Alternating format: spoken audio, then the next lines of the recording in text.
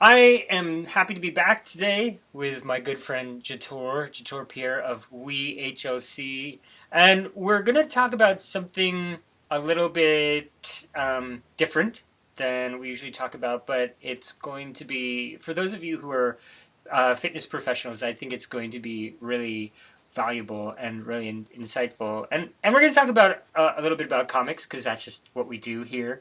But we're going to talk about the bane of Jator's existence. Bane, one of my favorite Batman villains. Yeah, And great. yeah, probably not quite done his full justice in the last Batman movie. But anyway, um, one of the banes of Jator's existence, which is paperwork. Yes, one of the many banes of my existence. Because I am a human being who has feelings, so there are things that my ego parts disagree with as the universe shows up in the ways that it does. Hmm. So this topic kind of came up this morning of thinking about, my experience. One of the things I experienced being a CHEK practitioner that is kind of difficult for me to navigate at times is when I'm working with a client, I send a tremendous amount of paperwork, which I've kind of changed and adjusted to fit what my practice is. And I noticed that we always have this little mental and emotional spiel in here. Hmm. I noticed that when I get someone's paperwork, it feels like the 17-year-old, 16-year-old defiant to homework part of me puts that off. Like, it really has, to be honest, no interest in diving into it. There's maybe a little segment of me that does, Yeah. but there's a large part of me that almost when I get new clients feels a sense of overwhelm. Oh man, I got to do all this paperwork and sift through all of this. Which is cool on one end, and on another end for this other part of me, it feels overwhelming and a lot of work. Yeah. And I also get quite a bit of questions, whether it's on the CHEK calls or in classes or in my coaching practice with other practitioners, is essentially how do I personally sift through all of this paperwork, and how do I make it easy for me? So one of the things that I do personally I thought might be helpful is I found this app that's called MindNode. Hmm. And essentially MindNode is it's a mind map app. Hmm. So what I personally have started to do, which actually makes my paperwork fun and enjoyable and almost feels a little bit more explorative, more like I'm Christopher Columbus checking out new areas of the world, is mind map. I take the client's name and I put it into mind map, Hmm. and I just have that as a screen.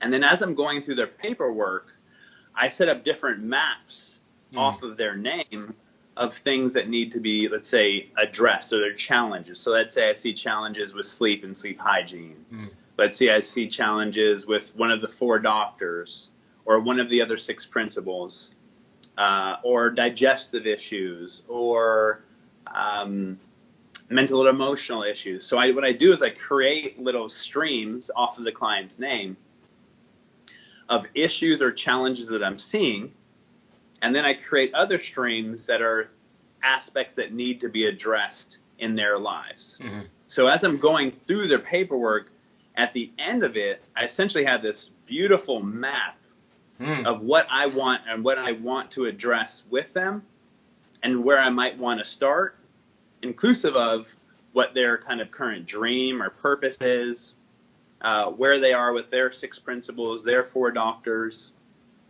And the beauty of that for me is MindNode is colorful, Mm. so it's playful. It adds a new flavor to me going through my paperwork. But one of the biggest things that I noticed doing this that felt inhibitory to my process over the years was, okay, well, how do I track what I've done with my clients? Mm. Because I'm notoriously horrible at taking notes. So I'm just going to be straight up and honest about that. Like taking notes after I've worked with the client, I'd rather pull my toenails out. So it's not very fun for me. Yeah. And because it's not very fun for me, I tend to just not do it. Now, every now and again, I'll get back to it and I'll start doing those things. But I was like, okay, I need to come up with a system that makes this easy for me, because that system doesn't feel easy for me. So in MindNode, because it's on a computer, I can adjust it as I'm working with a client. So after we go through our first session, I can go through it and check off different moments or different items that I've worked with on this client. And then when I reevaluate or recheck in with this client, let's just say it's around organic pasture-raised eating, and they're full on, and it's, that's fully in their life, I can actually then go into their program and just erase that off. So I know that's taken care of. Yeah. And then I can just look down to the next, somewhere in there that feels synergistic to where they are and what they want to accomplish, and then go after that next. And then once that's in place, I can just delete that off of my mind map. And essentially why that's really helpful is that it's my own form of note-taking. And the way that my mind seems to work is that I love to see the big picture. I love to see it all. And one thing I noticed for myself when I would reevaluate someone's paperwork in terms of what's next is then I have to sift through all this paperwork again. And that that is just not fun. So I needed a place where I could have all of my ideas, inclusive of, as I'm going through the paperwork, what feelings come up for me, what questions come up for me to ask the client about certain things that I see in their paperwork.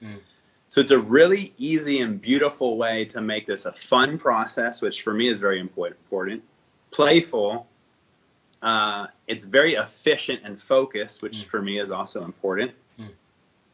And I know where I'm going and I know where I've been. And that feels very helpful rather than having to open a file log, get out their file, sift through their file, and look at all of this stuff. I have it all in one place. Yeah. And so to me, to go back to the sort of mental emotional stuff, right? It's that you went through this process of asking, how do I work? How do I best work? And what ways can I build my business so that I'm not feeling these huge points of resistance and then not serving my clients and not serving my business? 100%. To kind of draft off your wisdom,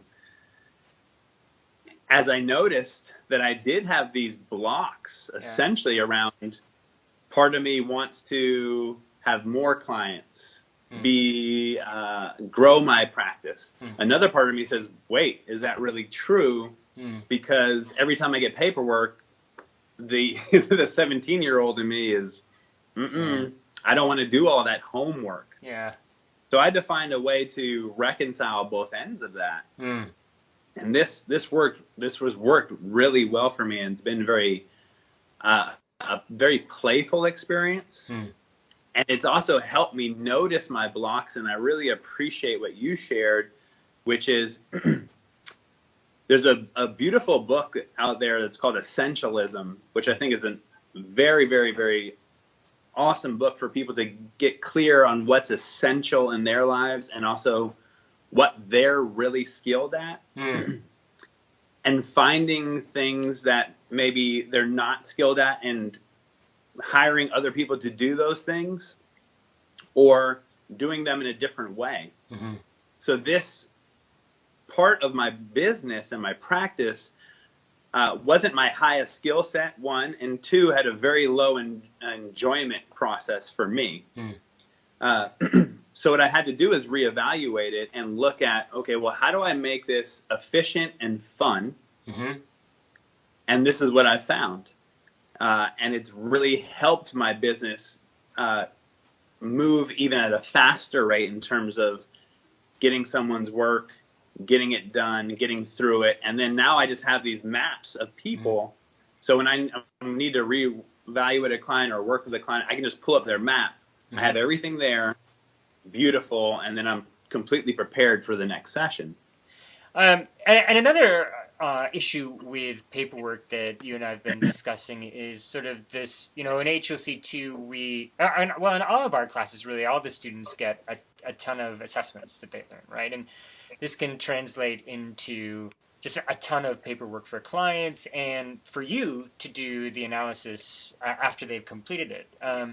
And so, how do you deal with that, this sort of increasing amount of paperwork that you get after a class or something like that? Yeah, I appreciate that.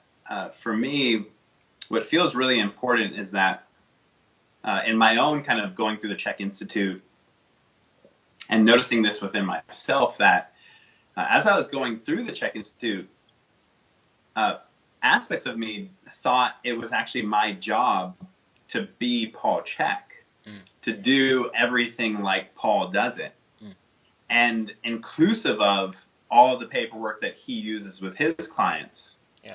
And what I noticed was that didn't really serve me very well, because it wasn't Jator, it was Paul.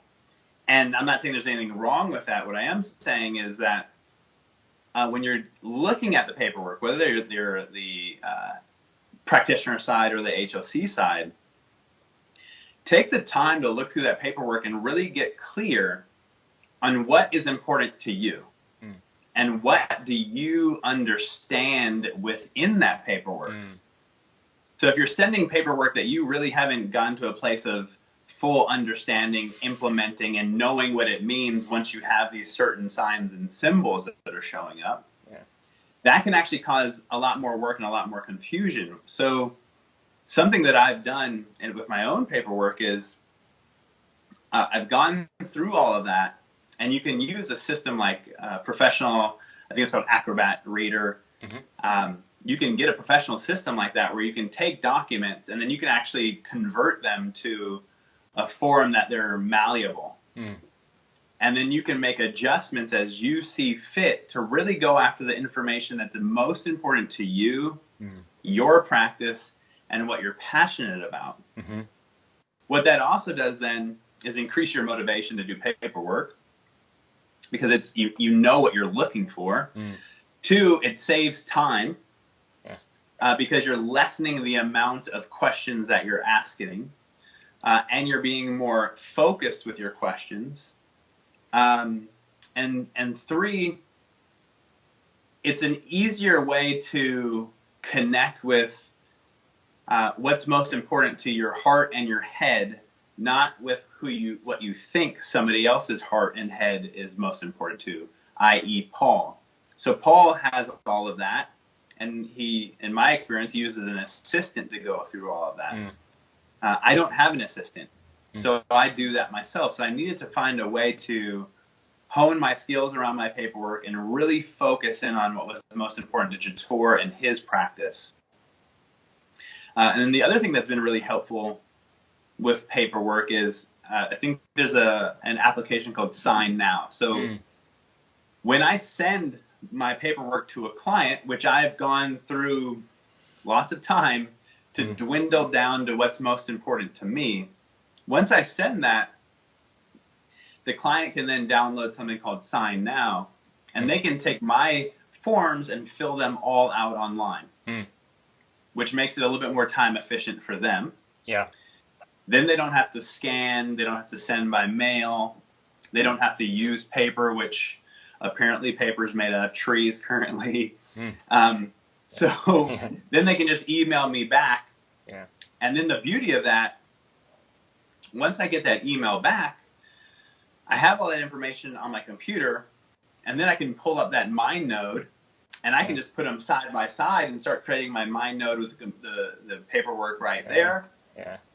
Once I've gone through all of that, I also use PT Enhance for the HLC2 HAQ, as well as the 4 doctors. I just download that straight from PT Enhance after it's been filled out. And then I take all of that, the mind node, all of my paperwork, and then I create file forms in my email folder.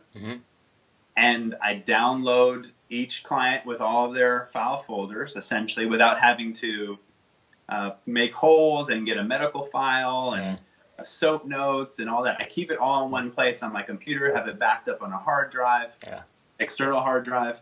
Yeah. And that makes my office, one, very lean, 2, paper friendly, 3, fast and convenient, 4, it increases the amount of clients that follow through. And what I mean by that is, in my experience over the years, let's say I have 100 consults, and let's say 90% of those consults give a yes, I'm a go working with you, Jator. And let's just say that's my number. Of that 90%, who follows through sending me the paperwork is literally probably around 10%. In my experience, most people balk once they get the paperwork, even with the level of paperwork that I give them now. So the beauty of that, from my perspective, is I'm okay with the high level of balking, because to do the work that we're going to do together is going to take some time and effort in the person to start to look into their lives and change how they're spending their time. So that's okay. That kind of weeds them out. But I've gone from 10% maybe following through to now 25%. And then the other thing I've started to implement over the last 2 years is I started to charge for my time around consultations.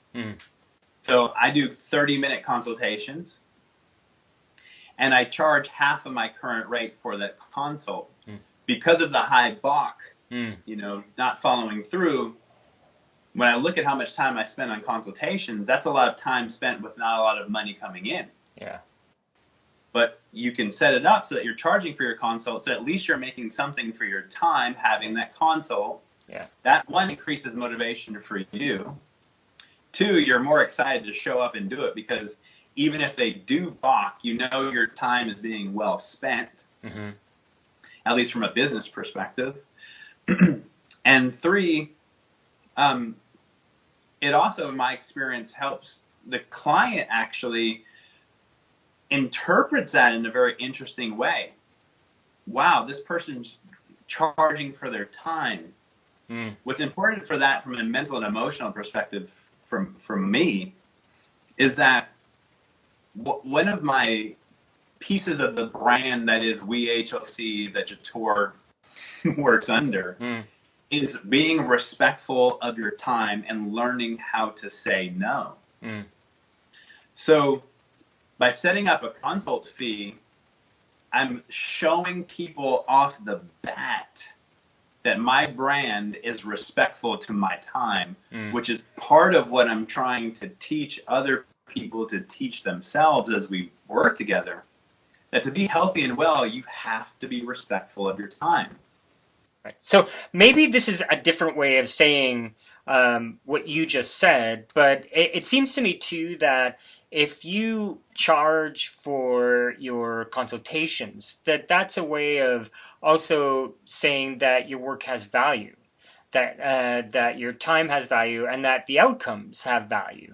And in the absence of sort of charging for those consultations, I think it might be easy for a person not just to take advantage, sort of take for granted your time, but to miss that point, that idea that there's a value to what you're doing, financially for you, but in terms of the outcome for them. And so projecting that sense of value is important, and as a way too to sort of gauge whether they're going to follow through, right? If they're not willing, if a potential client isn't willing to pay half or a quarter of your rate, well, I guess the question is, are they really going to be willing to put in the effort to do the changes that you'd want them to do in order to be healthy, to reach their goals, whatever they might be?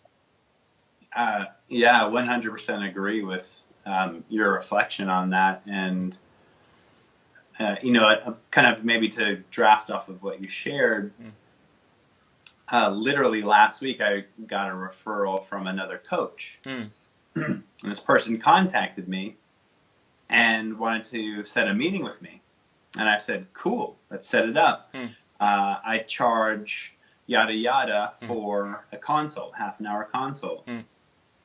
His response back was something like, that's cool, but, which I always love the but statement. I really just wanted to chat with you and see if we're a good fit. And I said, cool. I charge for that time too. And because my time is very valuable, and I don't know, I honestly couldn't tell you if I'm going to be here tomorrow. So when I'm spending my time doing things work related, I want to be compensated for that because my time is valuable. And he said, well, can you send me to some other coaches? And I said, sure. So I sent them to 4 other coaches that I know that don't charge for their consults because he didn't want to pay for a consult. And I've had conversations with them around the conversations they've had with this potential client. And none of them panned out. They were essentially these long conversations that were spinning around in circles. And if I would have done that, which I've done in the past, and this is where I learned this from, that isn't helpful to my business.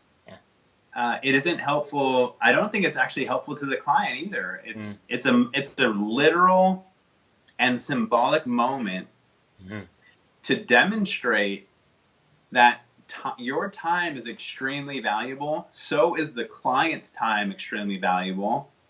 And if they bought into that time, there's going to be typically a little bit higher. I'm a little bit more present to what's going on because I've spent money now to be here and have this consult with you. So it's going to add a layer of professionalism.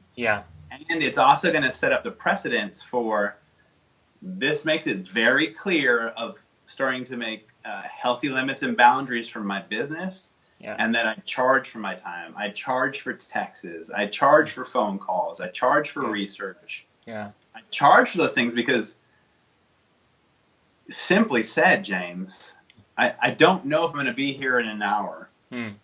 So my time is priceless. So I need to find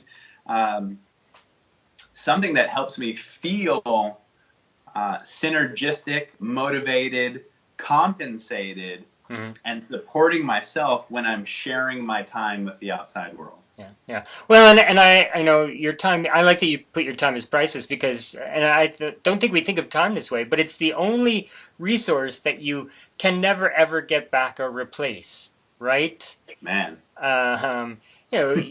Energy, money, food, all of those are things that you can maybe with some work get more of or replace it if you lost it, but you can never do that with your time.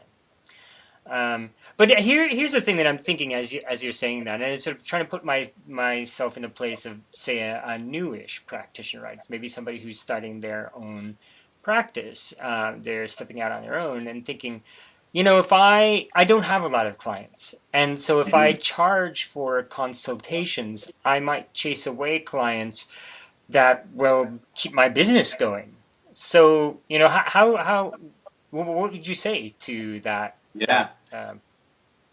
I think, like everything else, there is a potential light and a shadow side to that. And what I heard you say is that if I'm new to this and I'm building my business, I have a sense of fear that I'm not enough to get clients unless I give things away for free. I would do some deep exploration around where that fear comes from before I started to actually work with clients. Because that fear is probably going to be a bigger driver of keeping clients away than what you charge, whether you charge for your consults or you give things out for free, than anything else. And so back to this idea that we've spoken of many times, as coaches and practitioners, for me, what's really important is that we use part of our time to learn to dive into ourselves and gain an understanding of ourselves, because how can we help someone else help themselves if we're not starting to dive into ourselves and starting to question these things? That's really interesting. Why do I feel a sense of fear and or shame around charging for consult? Even if that fear shows up as well, I'm going to get less clients. Yeah. Where does that even come from? Yeah. And when we look at our culture, the fitness culture, gyms are essentially run through this sign up and get 3 free consults from a personal trainer. Mm. I'm not a personal trainer. Yeah. I'm a CHEK practitioner and amongst many other things. Yeah. Which I've spent a significant amount of money and time honing my skills to a very high level. And even if I was doing exercise coach alone, that is putting you head and shoulders above majority of the people that are out there. And I don't mean that from a critical place. I just mean that from an understanding the functions of the body place. Yeah. And because of that, when you go to a doctor's office, you don't get 3 sessions free. Yeah. And that doesn't make up your mind of whether you're going to work with that doctor or not. Yeah. My experience is that many of us create stories around why people work with us or not. Yeah. Whether it's, I have this many signs and symbols after my name, or I don't charge for my time. Yeah. I like to explore all of those stories because, to be quite frank, I don't know one person that signed up with me because of the signs and symbols after my names, because I don't put any signs and symbols after my names other than the signs and symbols that make up my name, Jatorpierre. Yeah. Because who they want to work with is who shows up. That's what matters most. Yeah. Yeah. At least in my story.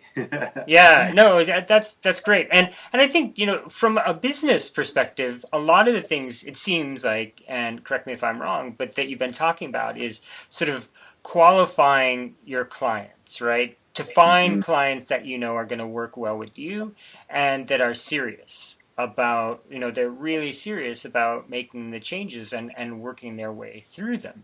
And so those are the clients that everybody wants to have, right? And you can count on probably that they're going to stick with you relatively reliable for some period of time, right? And so on the one hand, you could offer consultations for free, and you're not qualifying your clients there, and they might stick with you for 1 or 2 sessions and then kind of vanish. And so that's kind of a trap, right? I have Admiral Akbar in my head going, it's a trap.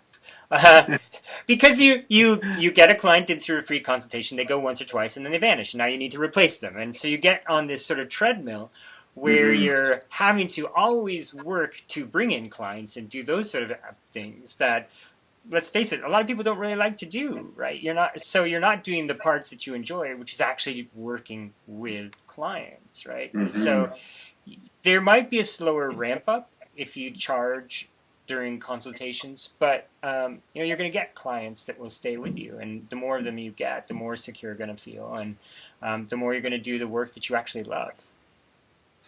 Yeah, I appreciate that perspective, and for me, the buy-in of the client, what I've found is that they may go through the same kind of sabotaging behavior, wanting to run, at least for a part of them. But what I found with clients that have bought in through this process and have done a paid for consult, they're willing to do the work in that moment to dive under the stories of why they want to run. Yeah. And that's my agenda. That's what I love to do is mental and emotional work. Yeah. So I love that piece. And that buy-in and qualifying seems to create situations where people are more likely to work through the trudge with you rather than not. At least that's my experience. No, this is really valuable because I think, in the PPS part of the CHEK Institute, a lot of times we talk about working in your business and working on your business, and really, you're in the business of helping people in the long run, and so having to do these other things like paperwork and track your time and set your rates it's not the part of the business that a lot of people love. So if that's you, then finding mechanisms like you just talked about is really important because they enable you to do the sorts of parts of your business that you really love.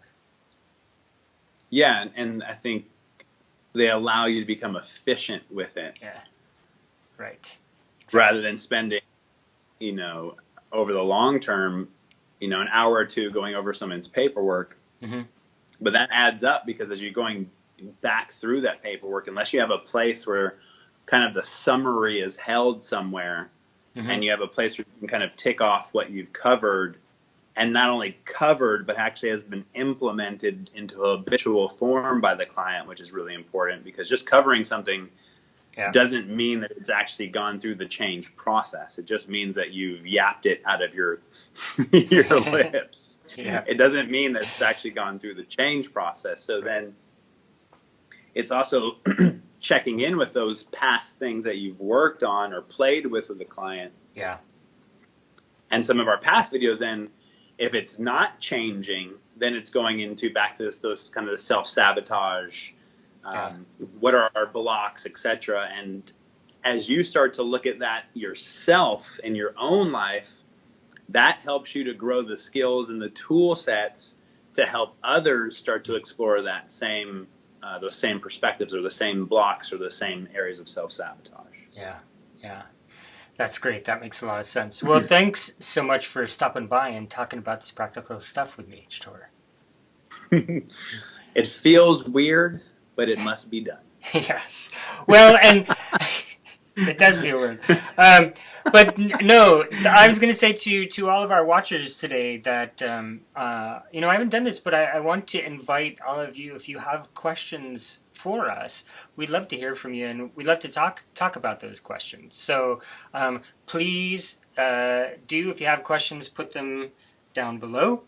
Or send them to us. You can send them to me at james@chekinstitute.com. Love to have your questions and inspiration for these videos. So that would be fantastic.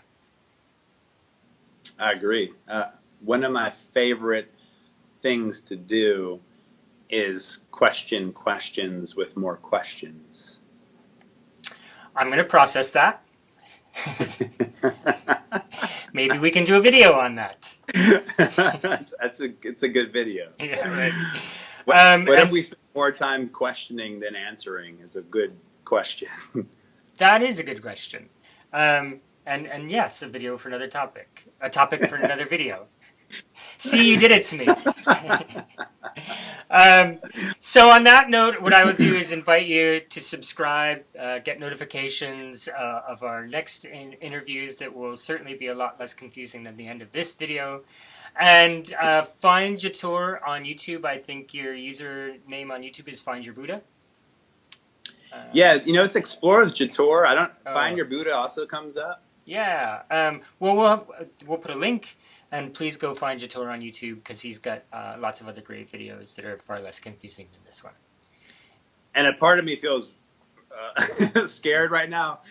And also, I didn't make it Find Your Buddha. I don't know how that happened. They just gave that to me. So let's be clear, I don't think I'm Buddha. Not even close to what I think Buddha was like. Maybe I am like Buddha. Maybe he was crazy too. He had a shaved head. He did. There you go.